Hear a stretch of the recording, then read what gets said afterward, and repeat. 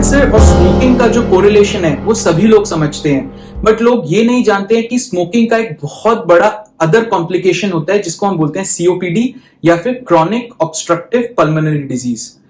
ना होता क्या है कि स्मोकर्स में जनरली अगर हम पैथोफिजियोलॉजी अंडरस्टैंड करें लंग कैंसर और सीओपीडी की, so specially focusing on lung cancer, होता क्या है कि जब स्मोकिंग करते हैं लोग, सिगरेट स्मोक करते हैं, तो स्मोक एंड बहुत सारे इरिटेंट्स होते हैं जो कि सेल, जो लंग सेल्स होते हैं, लंग टिश्यू होते हैं, उनको डैमेज करते हैं और डैमेज के साथ साथ एक्सपोज करते हैं कार्सिनोजन से, जो कि कैंसर कॉजिंग सब्सटेंसेस होती हैं जो कि सिगरेट स्मोक में पाई जाती हैं।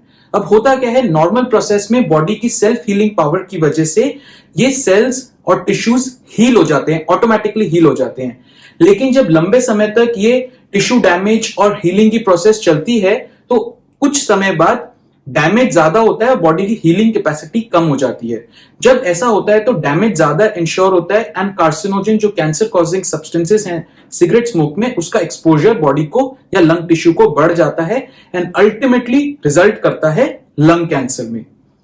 दो लंग कैंसर के बहुत सारे अदर रीजंस हैं, लेकिन ये माना गया है, मेडिकल साइंस ने थ्योरेटिकली ये बोला है कि एक पफ ऑफ सिगरेट स्मोक से भी लंग कैंसर हो सकता है, लेकिन एविडेंस ने ये सजेस्ट किया है कि लॉन्ग टर्म बेसिस पे स्मोकिंग करने से लंग कैंसर का रिस्क फैक्टर ज्यादा है एज कंपेयर टू सिंगल या ट्वाइस स्मोकिंग करने से। इसका रीजन मैंने जस्ट आपको अभी एक्सप्लेन किया है। अब आ जाते हैं सेकेंड मेजर कॉम्प्लिकेशन पे, जो कि है सीओपीडी या chronic obstructive pulmonary disease. COPD को दो हिस्सों में बांटा गया है, पहला है क्रॉनिक ब्रोंकाइटिस एंड दूसरा है एम्फिसिमा। जो कि क्रॉनिक स्मोकर्स होते हैं, आपने कॉमनली देखा होगा कि वो कफ करते रहते हैं, बलगम बाहर निकालते रहते हैं, 24 घंटे कफ करते रहते हैं, खांसी कभी भी उठ जाती है, बलगम निकलता रहता है। ऐसा क्यों होता है? क्योंकि ये पेशेंट सफर कर रहे हैं, ये लोग सफर कर रहे हैं जिसको हम बोलते हैं क्रॉनिक ब्रोंकाइटिस से। क्रॉनिक ब्रोंकाइटिस में क्या होता है, जो आपका अपर एयरवे होता है, सिगरेट स्मोक में जो स्मोक होती है और पार्टिकल्स होते हैं वो आपके अपर एयरवे को इरिटेशन कॉज करते हैं। जब ऐसी इरिटेशन होती है तो बॉडी में दो चीजें होती है। पहली चीज होती है कफ रिफ्लेक्स, जिससे कि कफ का, खांसी का रिफ्लेक्स होता है, जिससे कि वो जो इरिटेंट है वो बॉडी के बाहर फेंक सके बॉडी, इसलिए कफ रिफ्लेक्स होती है। दूसरा होता है इन्फ्लेमेटरी रिएक्शन होता है, जिसकी वजह से म्यूकस या बलगम बन जाता है अपर एयरवे ट्रैक्ट में। तो होता क्या है, जब पर्सन क्रॉनिक स्मोकर होता है वो कफ अप करता है, वो खांसी करता है, बलगम भी साथ में निकलता है। क्यों? क्योंकि इन्फ्लेमेशन कॉज कर रखी है इस सिगरेट स्मोक ने।